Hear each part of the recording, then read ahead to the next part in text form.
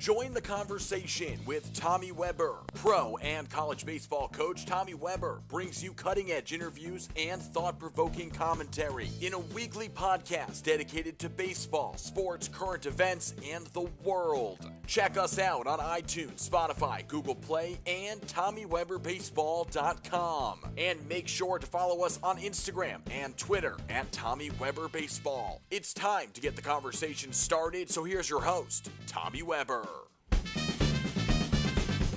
From the Gotham Podcast Studio in the heart of downtown New York City, my hometown, this is The Conversation. I am Tommy Weber. Welcome aboard. Another great show on tap tonight. A little bit of a rant before we start. Of course, Manny Machado now signing for $300 million over 10 years. Took him a long time, and now everyone's waiting to see what happens with Bryce Harper. I think we're seeing right now a sea change in baseball, no question about it, about how players are being compensated. And I don't think it has anything to do with the players at the top. I think more than anything else, it has to do with what I'm calling the fat middle. You've got a lot of guys who historically over the last 40 years made a fortune on the wrong end of 30 who really weren't great players because guys at the top were making a lot of money. I think ownership is getting a little smarter. They're acting less like fans and more like business people, and they're not going to want to pay a guy on the wrong side of $30 million. A lot of guys have had this. Guys like Todd Frazier, Jorge Posada have made a fortune, wrong end of 30, not productive. I think that's really where the game is moving, and I know we're going to have a little labor relation issue with this as time goes on, but I think the owners are going to hold fast and wind up prevailing here. It's been a 40-year run for the players, and it is about time that things change. Moving ahead. Have a great guest today. Mitch Hillert pitched for me for 3 years. Staten Island Tide, 13, 14, 15. Pitched in the Irish national team. Independent ball, has been pitching since he left college, has never stopped. Really has made a journey almost around the world. Great kid, great friend. Mitch, welcome aboard. How you doing, Tommy? I'm doing pretty good, my friend. I'm doing pretty good. I know you came armed with a bunch of questions for me, all right? Yes. And we'll get to that in a second. But I have some for you. I know people are going to be fascinated with your journey. First of all, after you leave school, essentially, a year after you leave school, you start this trek around the world. Yes. Tell me how, first and foremost, Team Ireland comes into being for you. Well, the reason I got into Team Ireland was that I was able to still play in an independent league called Empire. Mm-hmm. And through the help of the owners of the league, Jerry and Eddie Gonzalez, they gave me the opportunity to keep pitching and pitching. So they built up stats for Ireland to look at. So you had a resume. Mm-hmm. I built up my resume, and then Ireland was able to look at my resume and see that I was still pitching. So once I got my European passport for Ireland and my citizenship, I reached out to them, and then they gave me the opportunity to pitch for Ireland in the Pool C European Qualified Championship. So basically, you took the advice of someone who told you need to just keep pitching, right? Yep. Who was that brilliant guy? Tommy Weber. Well, the reality is, once you stop, it's really hard to start again, right? Because people forget you. You got to be in front of people. Once you're off the radar, it's hard to get right back on the radar. It's just not easy to do. So you're right. I mean, you're doing it the right way. You're pitching, and it's something that you love. Obviously, you pitched for me for 3 years. Yeah. Free and easy, strike throwing machine. Had a lot of success in the ACBL. We had some really, really good teams, right? Came close a couple of times. And you were an integral part of that. Talk to me about your ACBL experience. When you think about the ACBL in those 3 years, give me some recollections. What was it? The first season when I called you up, you were like, "Who's this guy?" And then you reached. I don't know if I probably was that rude. Yeah. Then you reached out to Craig Everett, gave me the chance and your opportunity. coach at Concordia, right? Yes, Concordia College, Craig Everett, good guy who I knew forever. And Yes.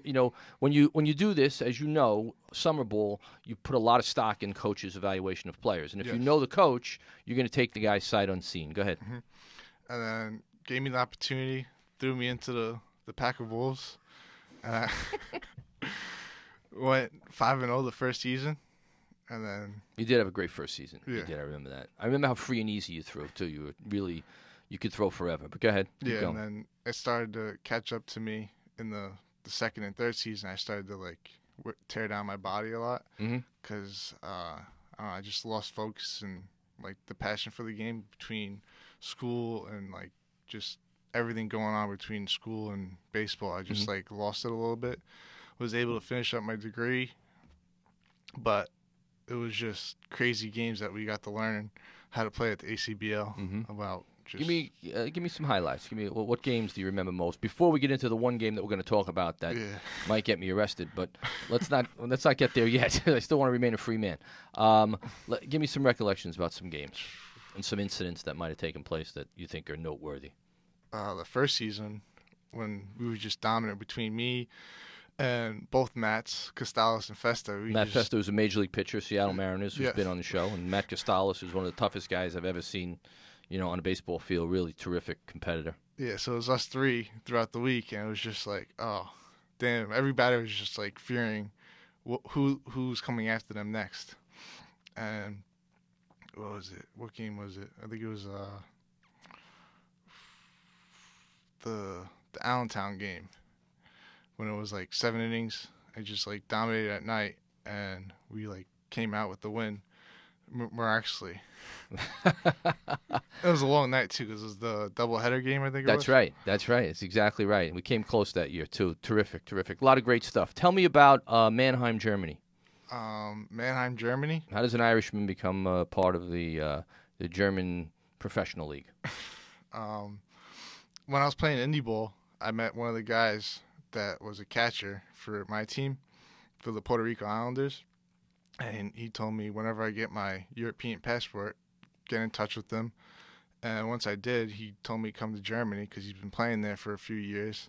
The season before, he played in Italy, and now he came back again because they want to bring back a championship to Mannheim, because they're like the Yankees of German baseball. They have. So you're kind of a throwback, right? I talk a lot about how baseball's become commoditized, how a lot of kids now play because they want to trade baseball for something else. Whether they're young kids, they want to trade it to get on a travel team. Then they want to trade it to get onto a high school team. Then they want to trade it to get a scholarship. You're a throwback because you really are continuing your career first and foremost because you love to pitch. Yes. Right? And you want to pitch for as long as you possibly can, for as long as your left arm will let you pitch. Talk to me about the difference that you see nowadays with such a highly regulated environment that kids play in, right? Parents are always around, adults are always around, very, very regulated, very, very organized. And actually what you're doing, which is really freewheeling it across the world on this adventure. Yeah.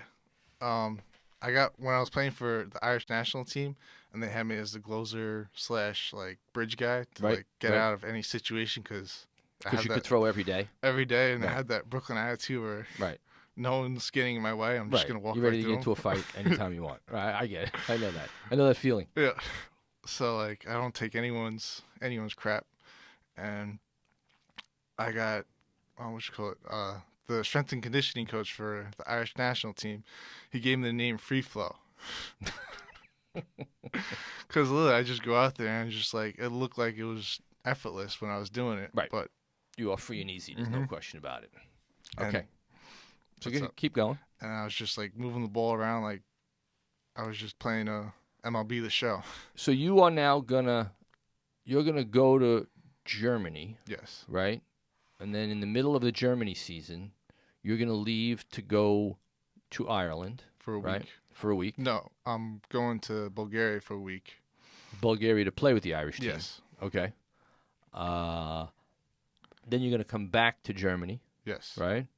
And then if you win, if you had won the Pool B, right, you'll go back to where? Possibly stay in Ireland for the month and train there with the Irish national team, and then play in Pool A.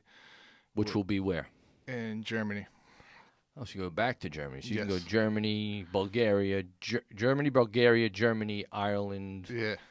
Germany. Yeah. Wow. And before I go to Germany, I'm going to Ireland to visit family in Kildare. Jeez. Wow. That's a lot of Ireland. Yeah. Good for you. Love it. Let's talk about the game that we're going to talk about, right? So just so that you know, Mitch was one of the best pitchers in the league, and we were playing at Wagner High School at the time. Wagner High School is a turf field, beautiful facility that we were playing at, but it used to be like 4,000 degrees because there was no water or electricity. Typical New York City facility, right? They spend $9 million to build a field, and they don't run the electric or the water out to the field.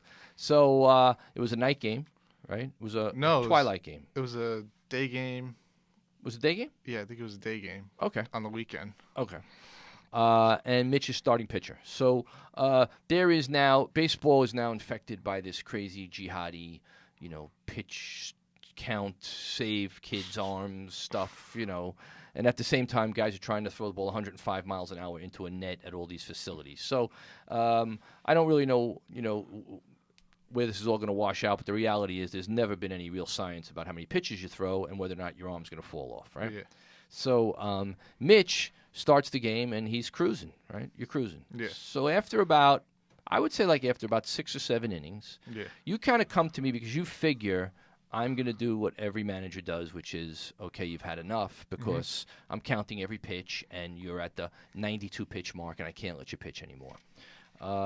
Except I'm watching you pitch, and you're cruising. You're throwing BP. Essentially, I think I was throwing a no-hitter through 6 or 5. Yeah, it was just, and it was even better than a no-hitter because it was early outs. There would be 1 pitch ground ball, another pitch fly ball, 3 pitches, inning over, like 5 pitches, you're off the mound. You weren't even breaking a sweat, which is really the barometer of whether or not a guy should get taken out of a game. It's how much stress you put on yourself, not necessarily how many pitches you throw. Because batting practice pitchers throw 400 pitches a day and their arm doesn't fall off. Yeah. So, and we're playing the crazy guy who hates us. What team was that? South Jersey. Yeah. Playing South Jersey. Interesting times with them. No love lost between South Jersey and us, right? So Mitch comes to me and he says, look, and I said, how do you feel? He says, fine. I said, okay, go back out, right? So that's like the 7th inning. And he comes back in. I said, how do you feel? Fine. Okay, go back out. He goes, 9th inning. I said, he goes, and you keep coming to me because like you're hardwired to have me say that's enough. You're done, right? Because every other manager you ever played for would have said that, and I'm just not doing it because you're throwing a shutout, right? They haven't scored, right? Because Mejia hits the home run. I don't want to bury the lead here, but right anyway, so. I keep running him out, and now I see that their manager is incensed because he feels like I'm committing some kind of, crime because I'm letting my pitcher pitch into the 9th inning. Right? Yeah. So I take that cue and I say, okay, fine. He comes back in, and I said, how do you feel? And what do you say? Fine. I'm like, I'm good. It's the 9th inning. I send him back out. It's the 10th inning. He's out there, and this guy is fuming because he feels like I'm committing some cardinal sin, like you're gonna pass away on the mound if you go into the 10th inning. He comes in. It's the 10th inning, and I think in the 10th inning he doesn't even really look at me. I don't say anything, and he goes back out, and you pitch the 11th inning, right? At this point, the opposing manager wants to dial 911 and call the cops. And in the bottom of the 11th, it was like we walked off the game. Rich Mejia hits a home run over left center field fence, and we walk off. And this guy sends like a 2-page email to the league. And the craziest thing though is it was under like 126 pitches. It was actually 126. Right. I think pitches. you had 7 innings where you had 10 or less pitches, and that's really what I was looking at. I knew how many pitches approximately you had thrown. I've done this before. You basically were throwing a no-hitter or a one-hitter after the 7th inning. How many pitches could you have thrown? I couldn't have been more than 3 or 4 pitches off. And the type of pitcher you are, where you are just so free and easy, and you throw it from kind of here. You're not really up on top of the ball too much. It doesn't have a lot of stress on your arm. That's why you're able to pitch, and you'll be able to pitch as long as you want. But what was great was this guy sent like this 3-page email to the league and to every other manager notifying them that I had committed this heinous crime. And I'm so gratified that you're sitting here today, whatever it is, 6 years later, right, pitching internationally, which is proof positive that there is not necessarily a connection between throwing a lot of innings once and whether or not you're going to live to fight another day.